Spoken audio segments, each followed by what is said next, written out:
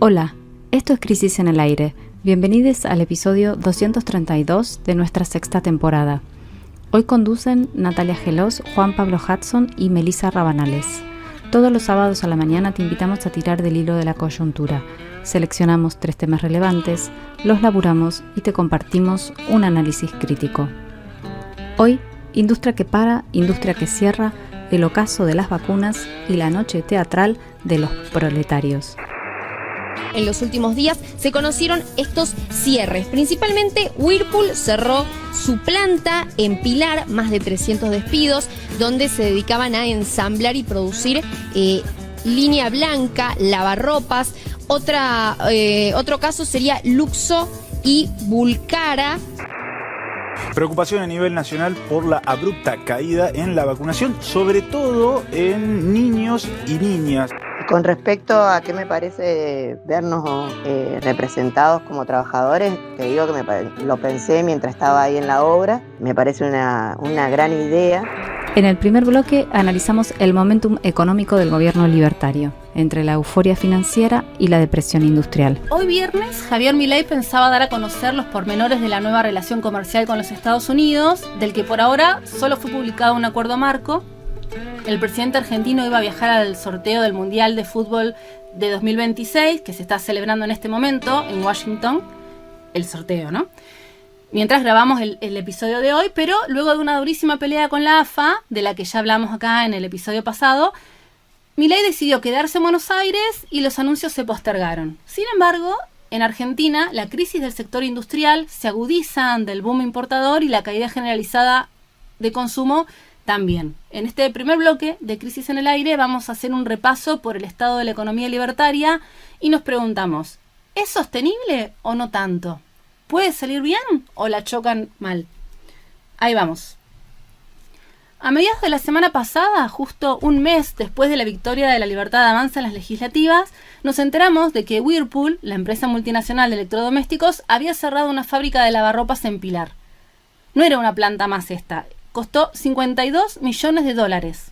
Contaba con tecnología de punta y había sido abierta en 2022, o sea, acá nomás, hace muy poco tiempo.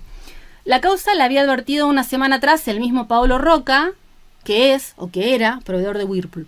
De hecho, en un evento, él lo que dijo que en un año las importaciones de lavarropas habían aumentado de 5.000 a 87.000 al mes. Wow. Y la importación de heladeras de 10.000 había pasado a 80.000 también. Y lo que dijo es, esto lleva a muchos a elegir entre seguir produciendo o cerrar y utilizar la cadena comercial para distribuir productos importados. Esto lo dijo él, ¿no? Que es el CEO de Techint. Un industrial más pequeño nos decía que al gobierno la industria le interesa tan poco que ante eso Roca aparece como nuestro jefe de guerra, podría decirse, o sea, el de la industria contra la política económica de la administración libertaria. Así es, Nati. Y bueno, el caso de Whirlpool está lejos de ser una anomalía de este último tiempo. La semana pasada, Essen, la famosa empresa de ollas de aluminio fundada en 1954, despidió a 30 trabajadores en su fábrica en la ciudad de Venado Tuerto, en la provincia de Santa Fe, y comenzará a importar parte de su producción desde China.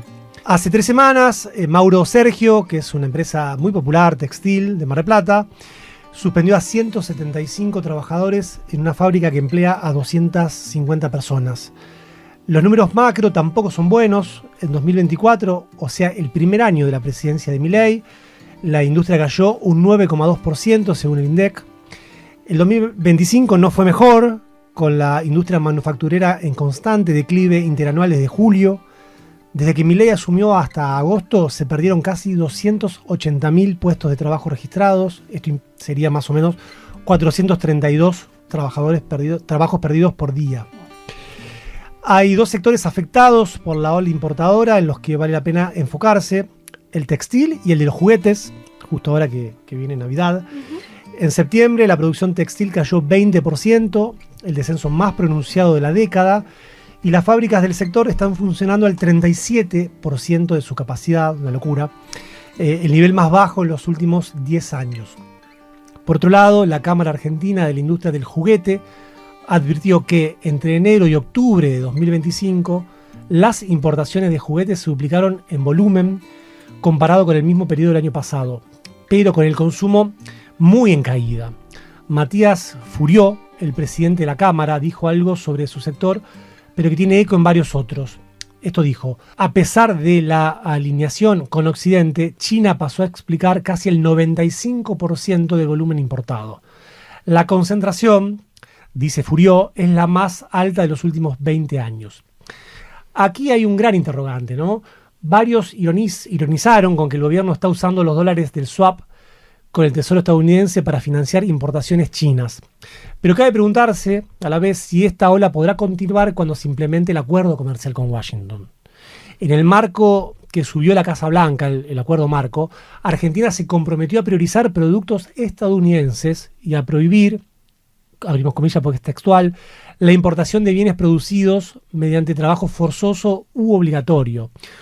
Cierro comillas, una cláusula que muchos pensamos que está dirigida a limitar las importaciones chinas del gigante asiático.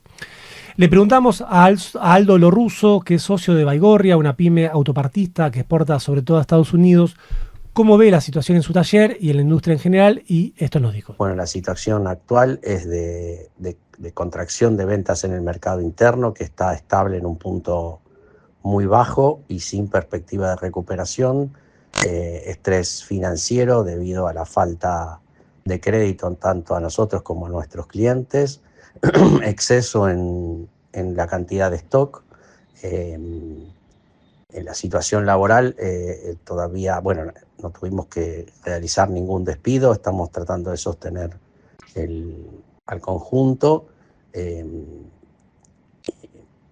y bueno, la perspectiva es similar al resto de las empresas metalúrgicas y de otros sectores que se ven afectadas no solo por la caída del mercado interno, sino también por la importación, que ofrece un exceso en el mercado de productos con una baja de precios por ese exceso de stock que todos tenemos.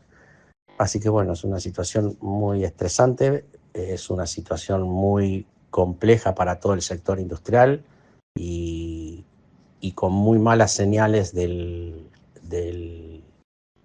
presidente y de sus funcionarios en relación a que no ven necesario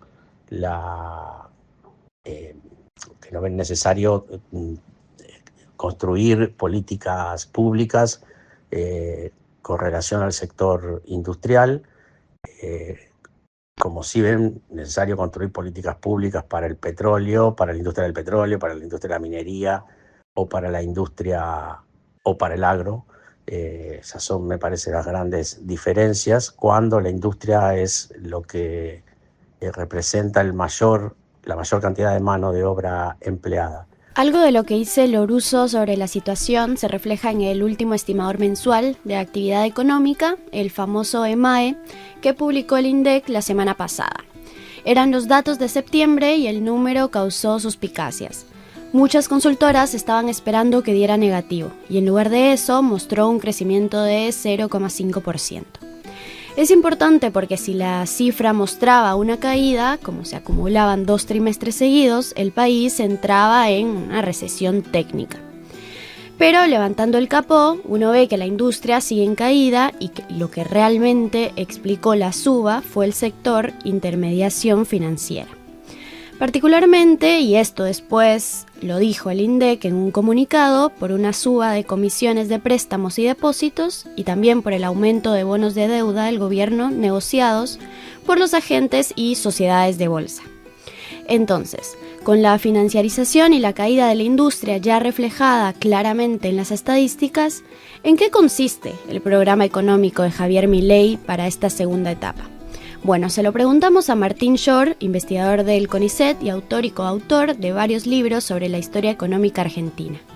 Entre las principales apuestas estratégicas del gobierno de Milei se cuenta la de consolidar a la Argentina como plataforma exportadora de bienes primarios bajo conducción del capital transnacional.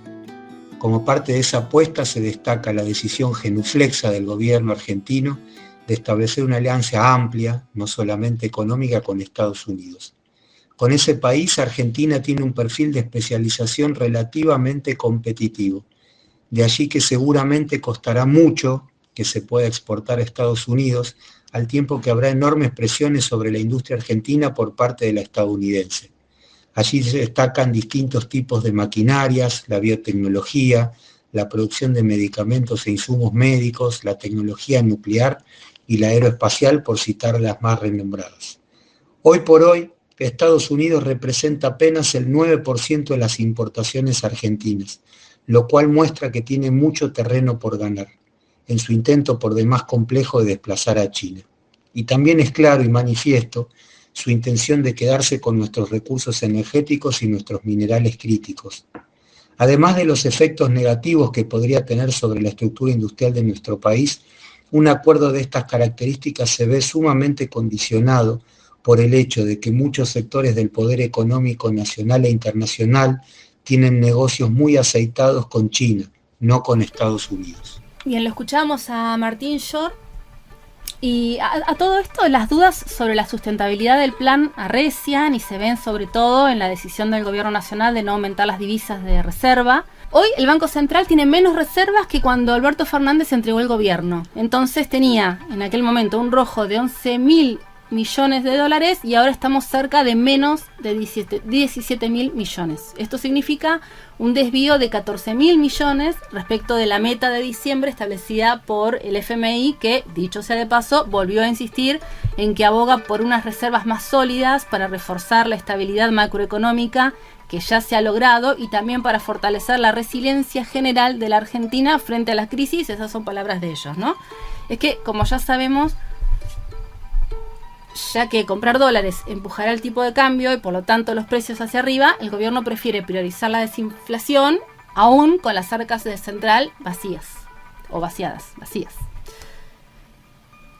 Por eso, para afrontar al menos una parte de los vencimientos que se aproximan en enero, que son unos 4.300 millones de dólares, el ministro de Economía, Luis Toto Caputo, salió a hacer lo que mejor sabe hacer. Mientras estamos grabando este podcast, el gobierno anunció una emisión de deuda en dólares, la primera colocación en moneda dura del país desde 2018, y la licitación se realizará desde el 10 de diciembre y solamente se podrá suscribir en dólares.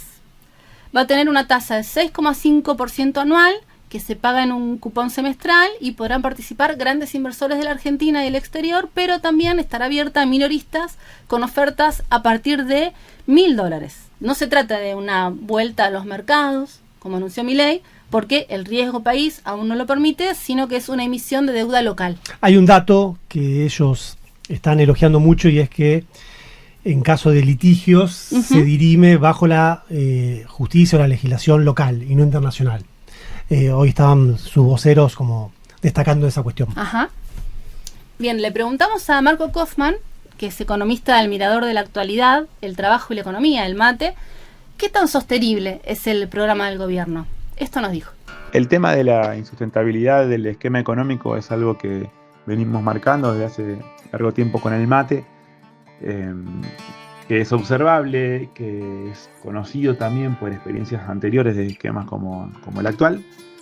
Y bueno, en el corto plazo o en materia de urgencias, la falta de dólares es evidente, la falta del central para conseguir los dólares es evidente, se avecinan vencimientos de deuda muy importantes, tanto de deuda pública como de deuda privada, que bueno, son actores privados, pero que también insumen dólares del Banco Central, en una deuda privada que creció enormemente en el último año y medio y que en algún momento también se revertirá ese flujo de dólares. Y el central hoy no tiene forma de atender toda esa demanda de dólares. Sobre el tema del dólar, hay una especie de mito dando vueltas en la economía y en la sociedad, que es aquel mito que dice que la Argentina no puede generar los dólares que necesita para estabilizarse y para sobrevivir, subsistir o crecer incluso, ¿no? El tema de realidad es bastante más complicado. Pensemos que en lo que va del gobierno de Milei, la economía real, esto es la economía que tiene que ver con lo que producimos, que tiene que ver con lo que consumimos, nos dejó un saldo favorable de casi 40.000 millones de dólares por nuestros intercambios con el exterior, ¿no? Pero la otra economía, la financiera, esto es la economía que tiene que ver con la toma de deuda y con los intereses que hay que ir pagando, tanto de deuda pública como de deuda privada, y principalmente la economía que tiene que ver con el gran caudal de ganancias empresariales que sale del circuito económico, que se dolariza y que se fuga al exterior. Esa economía financiera nos consumió 55.000 millones de dólares, es decir, 15.000 millones de dólares por encima de lo que la economía real sí pudo generar. Para que esto no explote antes de tiempo, lo que hizo el gobierno fue ir a buscar los dólares de manera desesperada, con el acuerdo con el Fondo Monetario inicialmente, con las agroexportadoras después, con el Tesoro de los Estados Unidos también, y lo que hizo el gobierno fue patear la pelota hacia adelante, y en realidad lo que genera esta situación es una profundización del problema en el tiempo, ¿no? Ahora, los sectores que apoyan a este gobierno se ilusionan con la idea de que uno puede seguir pateando la pelota hacia adelante hasta que finalmente puedan entrar masivamente los dólares que pueda generar Vaca Muerta, que pueda generar la minería, es decir, los sectores exportadores, sectores estrellas, digamos, de este esquema económico, de esta proyección, este modelo. Nosotros vemos como complicado ese escenario, no hay un horizonte de estabilización mientras se mantenga la apertura del mercado de capitales, mientras se permita la fuga y el saqueo como estamos observando en la economía argentina.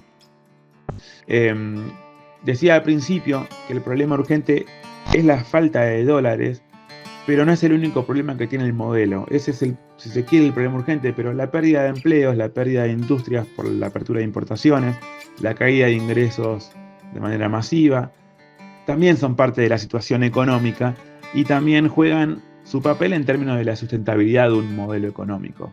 Digo, ¿cuánta gente se puede quedar afuera? ¿Cuántos Uber o cuántos Didi o cuántos Rapis pueden andar dando vueltas en la calle buscando recuperar el ingreso perdido sin empezar a pisarse unos con otros, ¿no? Digo, la economía real y sus actores también son parte del límite que tiene el plan económico del gobierno, no son parte de que se quiere de esa urgencia en relación a los dólares, pero a lo largo son un gran problema de sustentabilidad del modelo, que es lo que nosotros estamos viendo. Bueno, escuchábamos el audio de Marco Kaufmann, que es realmente muy interesante y que nos sirve para tratar de sacar algunas conclusiones para este primer bloque. Antes de decir, nos aportaba Facundo Iglesias, que la empresa Mondelez, que es la productora de galletitas, creo que son las Pepas y también los alfajores Terrabuzzi, acaba de comunicar que suspendió a 2.300 trabajadores de su planta en Pacheco. Es una verdadera locura la cantidad de trabajadores que quedan en la calle. Pero bueno, antes de cerrar, queríamos contarles que justamente Marco Kaufmann es autor de una gran nota que forma parte del número que en este preciso momento se está imprimiendo acá cerca, en Latin Gráfica. De hecho, nos acaban de llegar unos videitos de Jazmín, que es nuestra editora de fotos, que anda por allá al pie con los maquinistas, controlando que salga todo bien. Un trabajo tremendo que hace nuestra compañera cada vez que imprimimos la revista para que... Ahí, al pie del cañón, o al pie de la imprenta. Al pie de la imprenta para que las cosas salgan bien, y suelen salir más que bien. Así que si estás escuchando esto y aún no estás suscripto, poné pausa un cachito, metete en revistacrisis.com.ar y suscríbete ahora. Así te llega un ejemplar a tu casa, porque esta edición, que es la número 70 de esta tercera época, la verdad que está buenísima, y si no, también tenés la posibilidad de suscribirte de manera digital, o hay una que es como la integral, que pagás por mes y tenés la impresa y también acceso a la versión digital inmediatamente. Bueno, decíamos que una de las notas esenciales de este número es precisamente de Marco Kaufmann, que pertenece al MATE. Se titula Eterno resplandor de una Argentina sin salario, y se refiere también a una cosa que acaba de plantear en su audio que escuchamos y que nos sirve para cerrar. Los rosarinos del MATE y rosarinas, que son compañeros, lo que nos dicen es que los libertarios usufructúan de manera particularmente cruel algunos consensos económicos que se gestaron en el sistema político antes de su llegada al gobierno y que a partir de ahora van a consolidarse.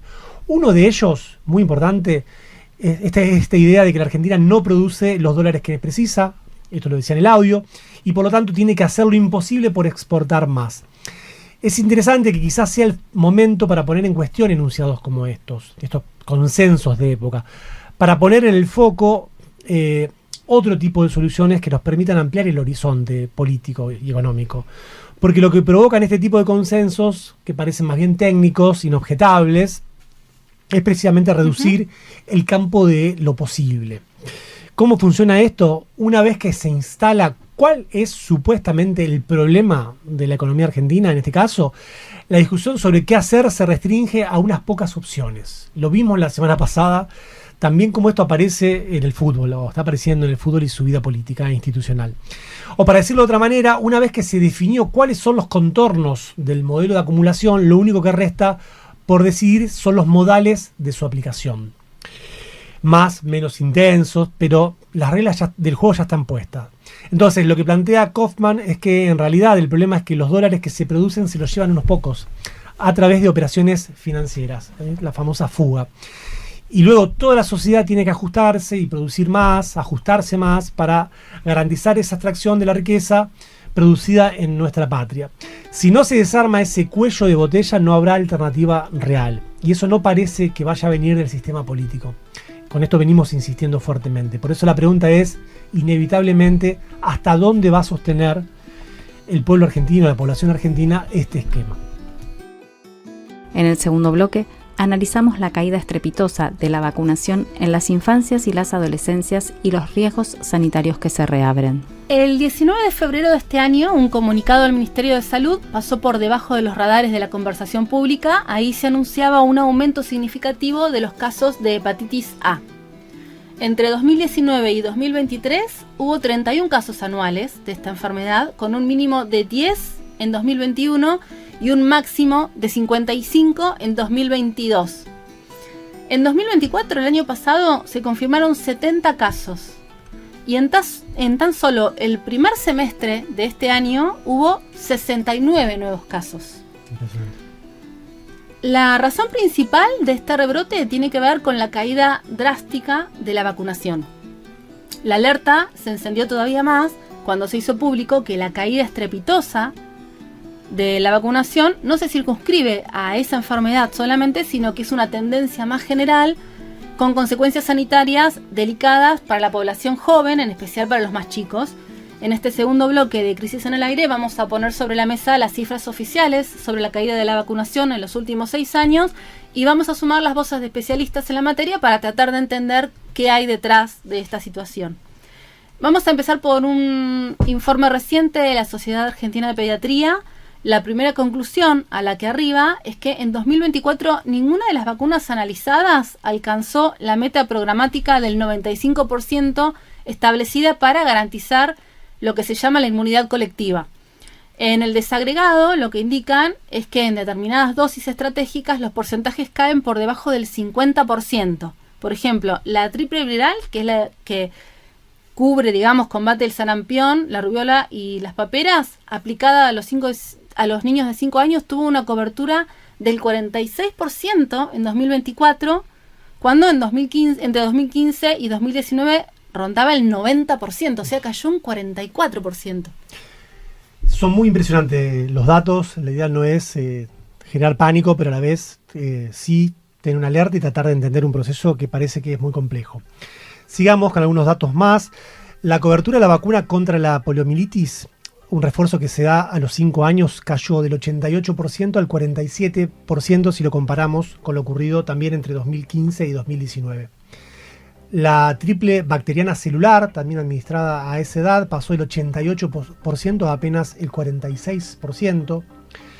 Y si pasamos a otra franja etaria, las adolescencias, encontramos que la cobertura de la vacuna contra el virus del papiloma humano, VPH o HPV también se conoce, clave para prevenir cánceres genitales, cayó al 55% mujeres y al 51% en varones. Mientras que la vacuna triple bacteriana acelular a los 11 años, fundamental para prevenir el contagio de la tos convulsa en lactantes menores, registró un retroceso del 82% al 54% en 2024. Este año, en 2025, se registraron ya 7 bebés muertos por esta enfermedad. Sumemos un ítem más. Este 2025 hubo un brote de sarampión con 35 casos confirmados. Esto está íntimamente ligado a la caída zarpada de la vacuna triple viral que antes nombrábamos. Si leemos entonces estas cifras, podemos detectar que los índices de vacunación tienen un abrupto punto de inflexión en 2019.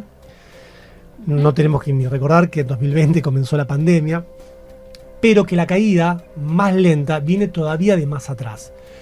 Le preguntamos a Leonardo Caruana, ex secretario de Salud de Rosario en múltiples periodos y actual concejal por el Frente Amplio por la Soberanía, un funcionario con mucha experiencia en la materia, que nos compartiera su análisis y nos dijo lo siguiente. Estamos atravesando un momento lento, sostenido, de baja cobertura de vacunación, que no comienza en la pospandemia. Ya veníamos viendo, después inclusive de la pandemia de gripe H1N1, que las coberturas para el antigripal no eran las mismas en los primeros años, posterior a esa pandemia del 2009, que en los últimos años. Claramente, para este problema de la prevención, de la disminución de la mortalidad evitable, como son las vacunas, de los procesos que hicieron desaparecer o que exista una evolución diferente de las enfermedades, las recetas tradicionales no están siendo eficaces, porque tenemos la vacuna, tenemos los servicios de salud y cada vez más baja cobertura.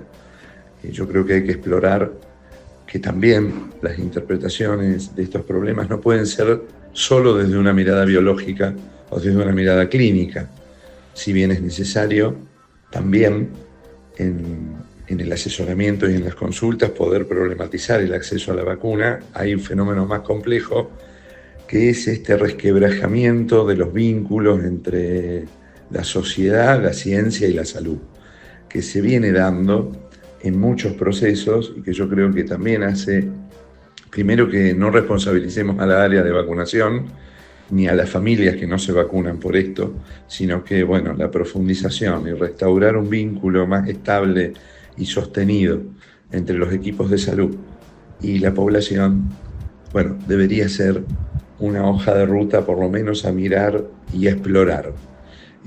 Cuando hablamos de esto en palabras más sencillas es oportunidades perdidas. Yo creo que gran parte de la población consulta en los servicios de salud durante el año. No consulta por la vacuna, pero consulta por muchas cosas.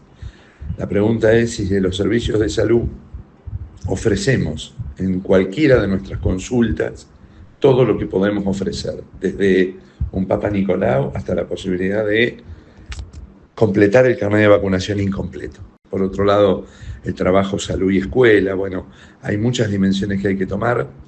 Otras tienen que ver claramente con un discurso descalificatorio del gobierno nacional de todo lo que tiene que ver con lo público.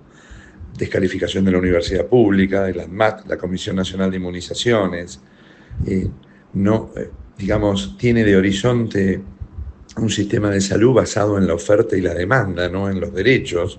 Todas estas cosas también debilitan la prevención, porque la prevención no tiene el mismo marketing que la curación, que la capacidad de pago de las personas de acuerdo al dinero que tengo, acceder a estudios, exámenes complementarios o medicamentos de alto costo. Aquí la prevención queda mucho más desdibujada en una ley de oferta y la demanda. Por eso es importante también este proceso que se viene generando, y por otro lado el movimiento antivacunas, que no fue tan fuerte ni es en la Argentina. Esto viene siendo en otros lugares del mundo, pero sí hay algo de la mercantilización de nuestras prácticas, de la mercantilización de las prácticas que no está ajena al sistema de salud ninguno de los trabajadores, que también va alejando población cuando se siente solo un protocolo o un objeto de tratamiento. Bueno, escuchábamos a Leonardo Caruana, su análisis muy interesante, cuando resalta que los discursos antivacunas en Argentina todavía no tienen tanto peso y sí en otros lados.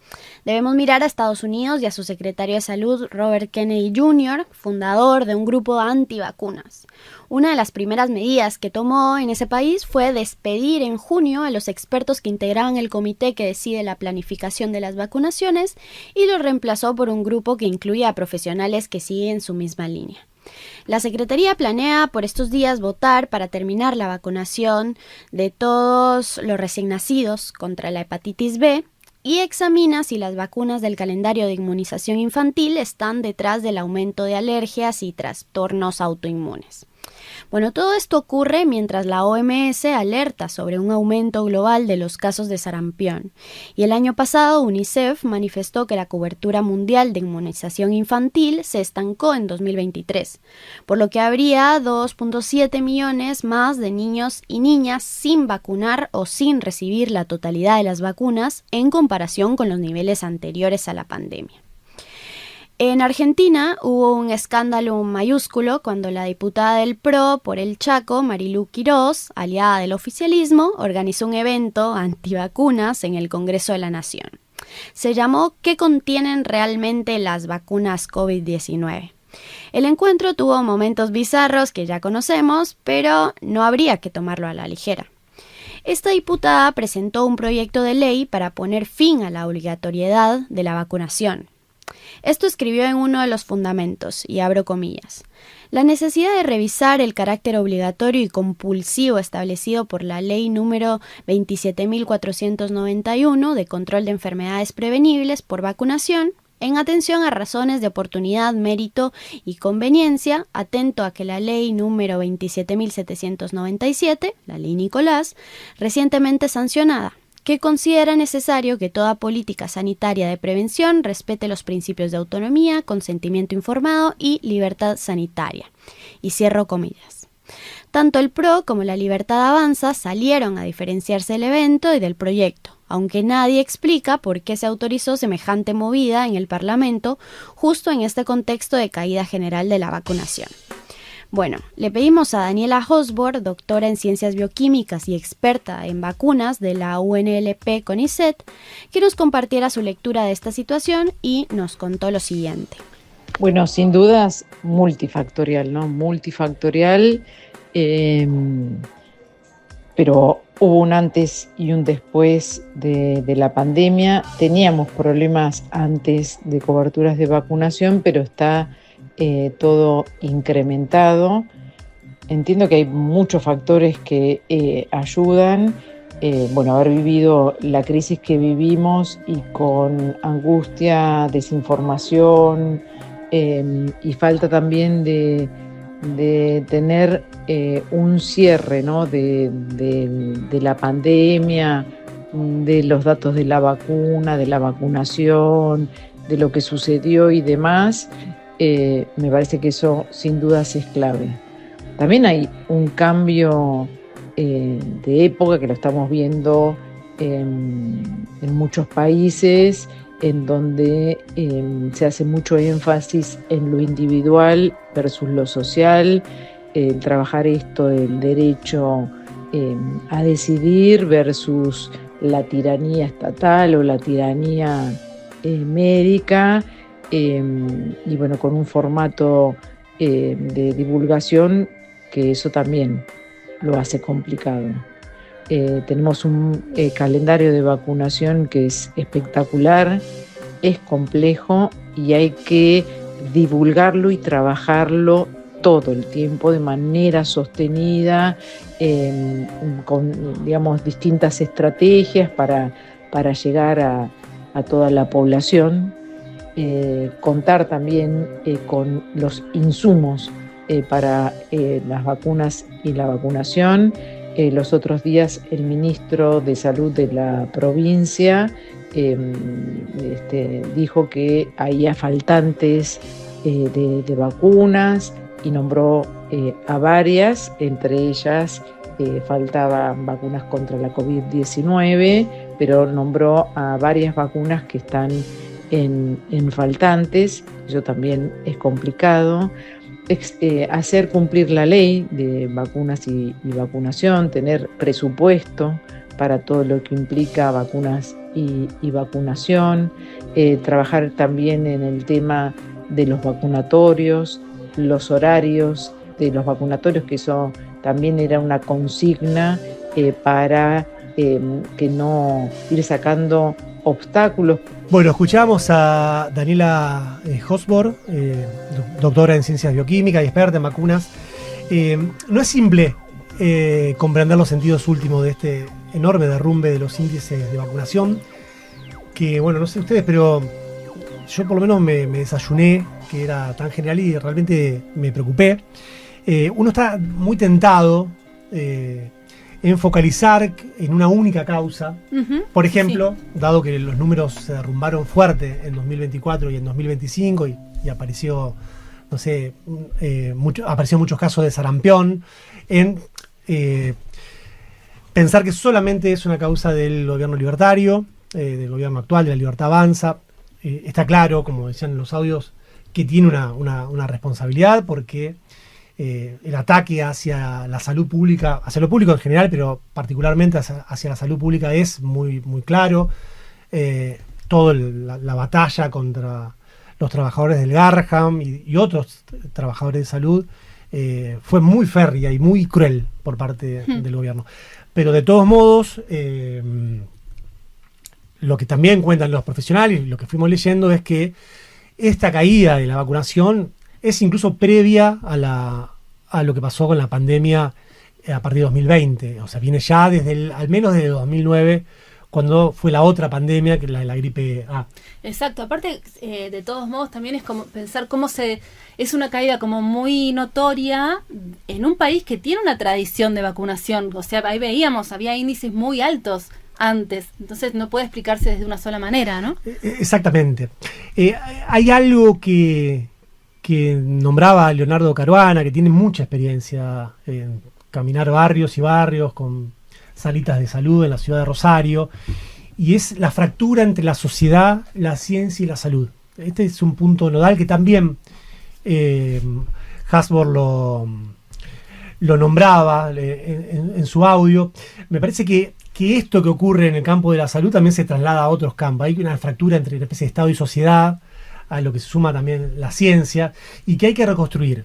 Hay que reconstruir desde la macro, teniendo, bueno, más presupuestos, más campañas de comunicación, pero también en lo micro, porque hay algo que evidentemente no funciona en ese diálogo entre una salita de salud en un barrio popular del conurbano bonaerense, de Tucumán, de Catamarca, de Neuquén o de la ciudad de Rosario y su población. Hay que volver como una especie de rearmado artesanal, que también, insisto, lo podemos trasladar a otros ámbitos de la política, para, bueno, mejorar, reconstruir una confianza en torno a las vacunaciones y poder recuperar esa tradición que vos nombrás bien, Nati, tan fuerte que tenía nuestro país. Exacto. Eso obviamente sin olvidar o dejar de lado la cuestión presupuestaria, que también pesa. Hosborn ahí mencionaba, ¿no?, la falta de vacunas de COVID, de otras vacunas también. O sea, bueno, ¿qué pasa con eso? Que también es otro de los caminos para seguir.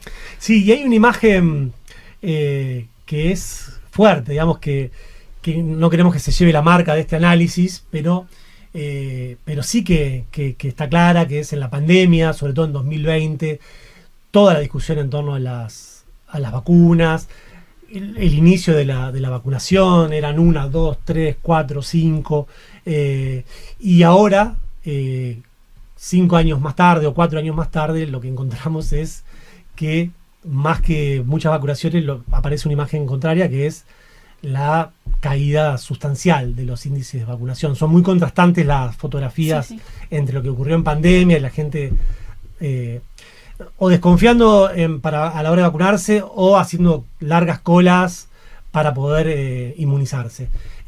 Bueno, tenemos que seguir pensando este tema. El problema de la salud aparece en las vacunas, pero es mucho más amplio. Es un tema que también hace a la sustentabilidad de una sociedad, de un sistema político. Y bueno, en los próximos podcasts, quizás ya este año no, pero el año que viene, nos comprometemos a seguir abordándolo. Por la tangente, fuimos a ver la función especial de petróleo que hicieron las amigas de Piel de Lava para les laburantes de aceiteros metalúrgicos y estatales.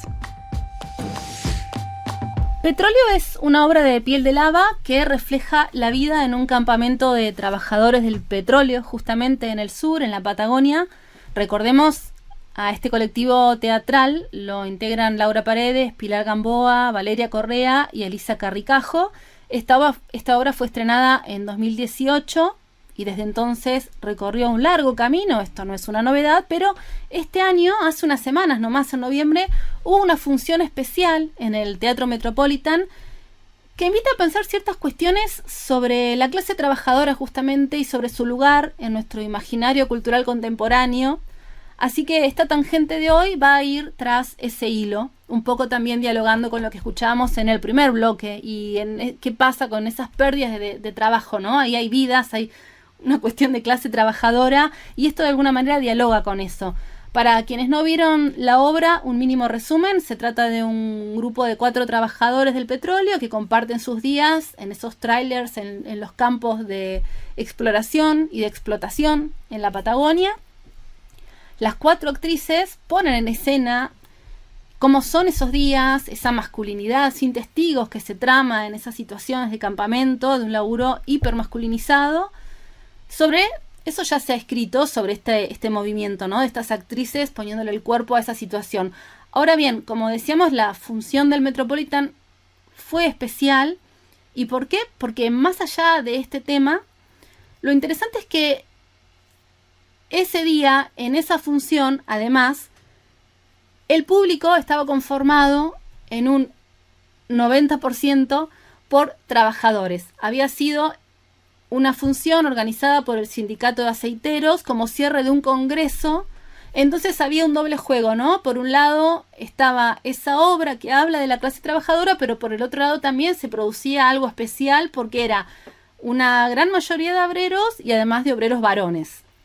Matías Cremonte, justamente del Sindicato de Aceiteros, nos decía que él, que había estado en la organización, estaba feliz con eso porque él siempre había imaginado una función de ese tipo y la idea era recrear o pensar en cómo los sindicatos pueden acercar a la cultura al mundo del trabajo, como emulando a los viejos anarquistas que tenían esa idea, esa intención.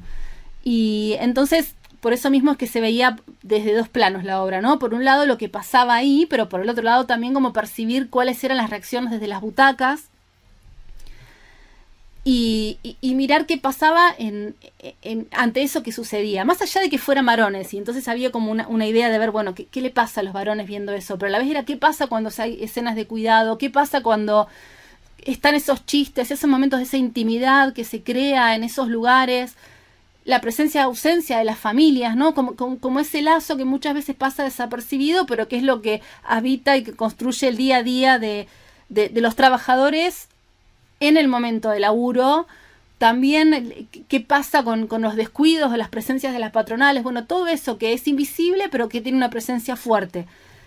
Antes de avanzar, entonces, escuchemos 2 audios de 2 trabajadores que estuvieron ese día, que fueron a la función y que contaron qué les había pasado con eso que veían en escena. Primero vamos a escuchar a Carlos Valles. Mi nombre es Carlos Valles, soy obrero de un puerto cerealero en la zona de Rosario, en Louis Dreyfus se llama la compañía.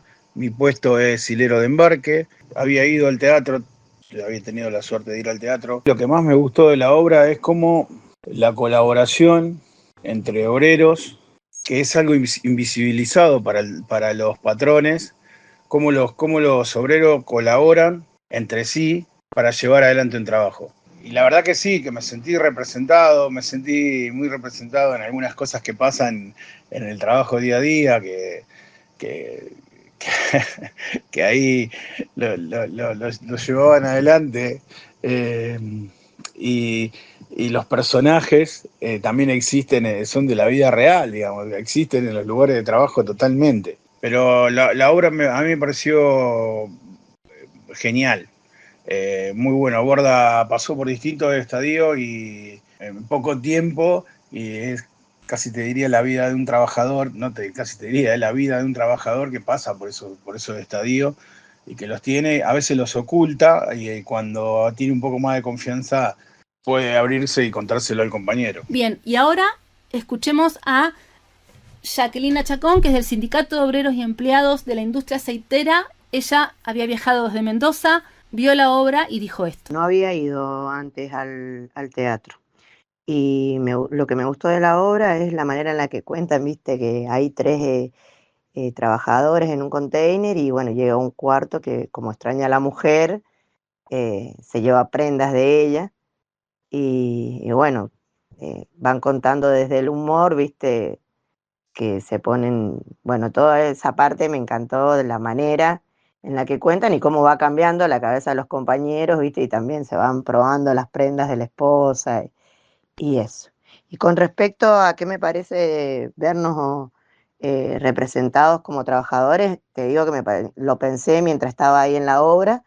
Me parece una gran idea para contar la historia, cómo ha ido cambiando. Y bueno, yo pensando en nuestro rubro, ¿no? En aceiteros, hoy los chicos entran y bueno, desayunan en un comedor, eso antes no existía, por lo menos acá en Mendoza eso no, hace muy poco que se ha implementado de tener comedores y todo eso.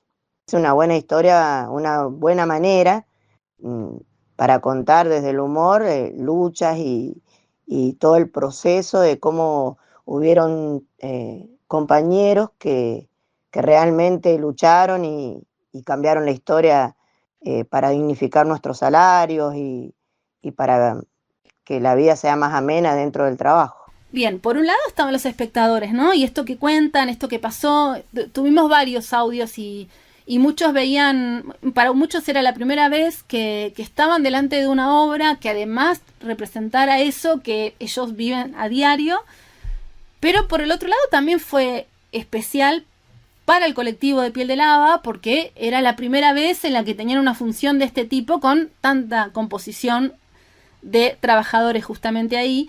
Así que fuimos con esta pregunta a Laura Paredes, una de las Piel de Lava, para que ella cuente qué le pasó ante esta situación, y ella dijo esto. Creo que eso, que en 7 años que tiene la obra nunca habíamos hecho una función para un público mayoritariamente masculino. Sabíamos que salíamos a jugar un partido que podía ser difícil por el tipo de trabajador que representamos y lo que estaba en la platea. Y por el contrario, fue una función muy acompañada, muy divertida, con mucha carcajada masculina. Si uno quería ir en el relato de la disconformidad, bueno, por ahí en el aplauso pude notar algunos casos aislados de algunos, no sé, varones que no estaban aplaudiendo, pero la verdad es que fueron casos muy aislados.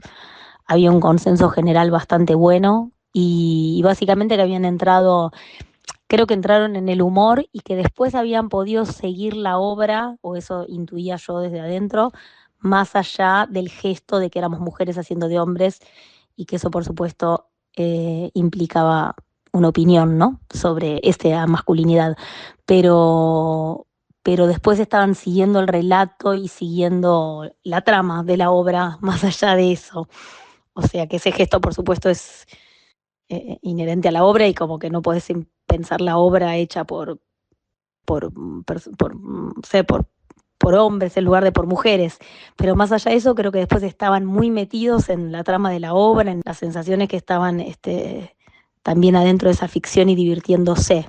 Así que sí, fue una función bastante inolvidable para nosotras. Bien, Laura ahí menciona esa cierta incomodidad que pasa a veces con esto de, bueno, ¿qué le pasa a los varones cuando ven a las mujeres representando, mirando eso que quizá está invisibilizado, ¿no? Yo creo que, bueno, obviamente que no es una incomodidad de clase, que es lo que pasaba ahí, sino una incomodidad de género de los varones viendo eso, pero esa propuesta de entrar en el humor, de entrar en ese universo que propone la obra, es de lo que interesa seguir hablando hoy, para desarrollar un poquito más o pensarlo. Haciendo un repaso de otras obras en las que se vea reflejado el mundo del trabajo, hay una lista en la que pueden aparecer, por ejemplo, Imprenteros, de Lorena Vega, o El punto de costura, de Cintia Edul, que son 2 propuestas que abordan el mundo laboral, pero bueno, desde un costado más familiar, ¿no? Desde la primera persona. En un caso, el mundo de una familia que gira alrededor de la imprenta, y en el otro, de una familia o de un linaje establecido a partir de los trabajadores textiles en ONCE. Hay otra propuesta también en esta lista de qué pasa con el teatro y el trabajo, que es el debate en donde se revive justamente el debate televisivo entre Tosco y Rucci de 1973, que fue una obra que también está en cartel y que empieza a pensar, bueno, ¿qué pasa con el laburo? Digamos, ¿qué hacemos con esas para que no quede invisibilizado? Pero bueno, ahí si bien está la idea de clase trabajadora como algo más en común, justamente porque recrea el debate que tuvo lugar en televisión, la obra en sí es demasiado pedagógica, está como muy pensada incluso con esta idea que subyace, que es como si fuera para que lo entienda la gente que lo está mirando, digamos, y eso opaca un poco, de hecho, la brillantez que tenía la discusión política que tomó cuerpo en televisión en ese momento. En el próximo número, lo dijimos hoy, de la revista, salen 2 notas también vinculadas al trabajo. Por un lado, una nota de Juan Manuel Villuya, que ya tuvo su momento acá en La Tangente y que hablaba de los trabajadores rurales también, y qué pasa ahí cuando asoman en cierta discusión pública, social, en las redes, cuando hay una presencia que asoma y que produce un efecto, ¿no? Una visibilización. Y por el otro lado hay otra nota sobre trabajo, un poco también, hoy lo escuchamos a Marco Kaufman, esta nota es de él, y él habla de la necesidad de recuperar la centralidad del trabajo y de salario en sus múltiples expresiones. Y en esa idea que él completa como, bueno, el trabajo como motor de la economía, como resguardo de la soberanía y de la justicia social, podríamos sumar entonces otra que es también como recuperar la centralidad del trabajo como parte de las narrativas posibles, ¿no? Una memoria viva, una propuesta para no perder eso que parece diluirse a veces, más allá incluso de los puestos de trabajo que se van perdiendo. Bueno, ¿qué memorias se van perdiendo si no las miramos? En el ambientalismo, por decirlo de una manera muy general, hay una frase muy repetida, demasiado repetida quizá, pero que tiene que ver con una cierta verdad que guarda eso, que es que no se puede cuidar lo que no se conoce. Bueno, también hay una cuestión de preguntarnos qué pasa con cómo conservar ciertas ideas, cierto imaginario, también para poder defenderlo de alguna forma, para poder trascender en el tiempo. ¿Qué pasa ahí? ¿Qué pasa con nuestras ficciones? No solo en teatro, sino abriéndolo a otros lenguajes también. A comienzos de este año tuvimos una tangente que vino desde el sur bonaerense, haciendo como un repaso, ¿no?, de todas las tangentes que hemos tenido. Esta venía desde Ingeniero White, desde Ferro White, que es un museo que recoge la memoria laburante de los puertos en esa zona cercana de Bahía Blanca, y para pensar un poco en qué sucede cuando los trabajadores toman voz, cuando hacen algo más o una vuelta más a eso que están contando, hablamos con Nicolás Testoni, que es el director del Ferro White, que manda desde justamente Ingeniero White algunas ideas para pensar en qué pasa en ese cruce entre cultura y mundo laburante. Me contabas que la función de petróleo a la que asististe tuvo como público un grupo de trabajadores aceiteros, y eso me lleva a pensar que la propia idea de una clase trabajadora se ha vuelto, como el aceite o el petróleo, un asunto resbaladizo. Una cuestión en correlato quizá con las transformaciones del trabajo o de la relación entre capital y trabajo, difícil de aprender o de asir hoy por hoy a través de sus manifestaciones arquetípicas. O por lo menos eso es lo que nos pasa acá en Ferro White, un museo que nació como un espacio dedicado a la vivencia de personas que podían llegar a trabajar en el ferrocarril durante toda una vida. Hoy los asalariados de este puerto se rigen por convenios que ya no son colectivos sino por sector, no siempre trabajan para la empresa en la que trabajan, sino para una tercerizada, su contratación es eventual y no necesariamente ven estas cosas como un perjuicio. Ferro White es entonces un museo del trabajo en un Ingeniero White en el que el trabajo resulta más incierto que nunca. No solo porque los empleos de calidad disminuyen y los niveles de informalidad aumentan. El mundo laboral en crisis astilla la imagen monolítica de la vieja clase trabajadora en 1000 identidades que tampoco en el ámbito de la cultura suelen encontrar una representación adecuada, y que a menudo se perciben entre sí como antagonistas, como si la lucha fuera menos entre clases que al interior de la propia clase trabajadora. Por eso, en nuestras vitrinas, la canasta de mimbre en la que el maquinista Capelletti llevaba la vianda de sus almuerzos convive con una cajita feliz del McDonald's, o las figuras caladas en fibrofácil de esos obreros industriales que a puro estereotipo pueblan nuestra muestra, se han ido convirtiendo a través de charlas, entrevistas y encuentros en trabajadores y trabajadoras para armar.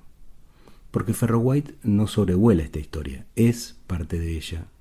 Lo saben muchas de mis compañeras y compañeros, trabajadores de la cultura que para llegar a fin de mes han tenido que sumar a sus rutinas otros empleos. De manera muy imperfecta, Ferro White busca ser un lugar en el que pensar históricamente estas transformaciones. Y el teatro nos ha enseñado mucho al respecto, como una manera de narrar bajo guiones menos trillados las experiencias de clase. Allá por el año 2006 pusimos en marcha un proyecto que se llamó Archivo White y que durante 4 años llevó a escena las historias de ferroviarios, estibadores y marineros contadas por los propios trabajadores en escena.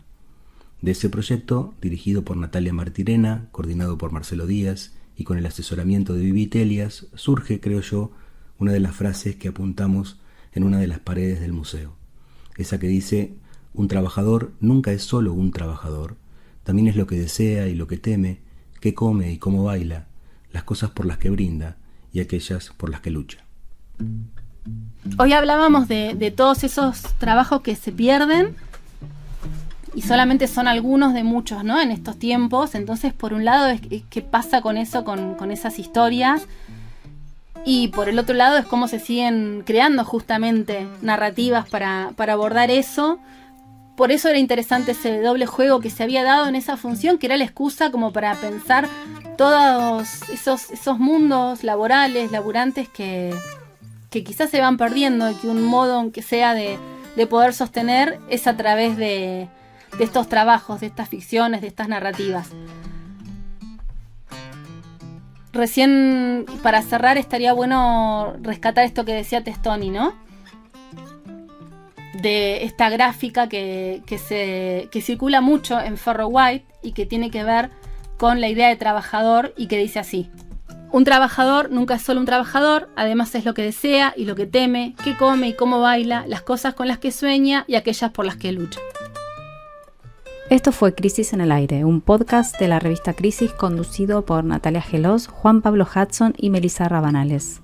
En la producción participaron Mario Santucho, Facundo Iglesia y Nico Perrupato. La ilustración es de Brenda Greco. Alejandro De Masi editó el episodio. Yo soy Flor Badaraco y este episodio se grabó en FM La Tribu.